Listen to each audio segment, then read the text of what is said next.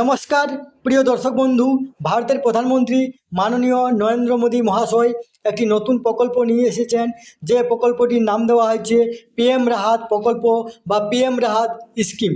যে প্রকল্পের মাধ্যমে ভারতবাসীর জন্য 1.5 লক্ষ টাকা ধার্য করা হয়েছে। আমরা ভিডিওর মাধ্যমে দেখে নেব যে পিএম রাহাত প্রকল্প কী এবং এই প্রকল্পের বেনিফিশিয়ারি কারা হবেন। তার আগে আপনারা অবশ্যই আমার চ্যানেলটি সাবস্ক্রাইব করবেন এবং সবার আগে ভিডিও নোটিফিকেশন পাওয়ার জন্য সামনের যে বেল আইকন আছে সেখানে প্রেস করে নোটিফিকেশন অল করে রাখবেন এবং ভিডিওর সাথে লাইক কমেন্ট শেয়ার করবেন। তাহলে দেখুন যে প্রকল্পটি বের করা হয়েছে, সেই প্রকল্পটি নিয়ে পত্রিকাতে কী লিখেছে।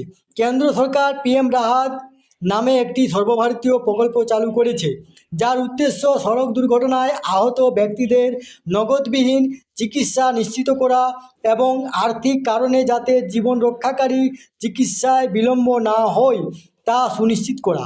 এই উদ্যোগের মূল লক্ষ্য দুর্ঘটনার পরের গুরুত্বপূর্ণ গোল্ডেন আওয়ার এ দ্রুত চিকিৎসা পরিষেবা পৌঁছে দেওয়া।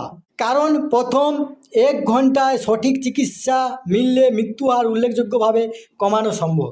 এই প্রকল্পের আওতায় যোগ্য সড়ক দুর্ঘটনা আক্রান্তরা দুর্ঘটনার তারিখ থেকে সর্বোচ্চ 7 দিন পর্যন্ত সর্বাধিক 1.5 লক্ষ বা 1.5 লাখ টাকা পর্যন্ত নগদবিহীন চিকিৎসা সুবিধা পাবেন। দুর্ঘটনাটি যে ধরনের সড়কে ঘটুক না কেন এই সুবিধা প্রযোজ্য হবে। এই তথ্যটি আপনার সাথে শেয়ার করলাম। সুস্থ থাকবেন, ভালো থাকবেন, ধন্যবাদ।